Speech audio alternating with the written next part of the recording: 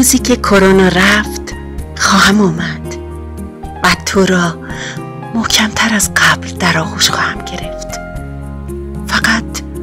فقط خدا کند کسی کم نشده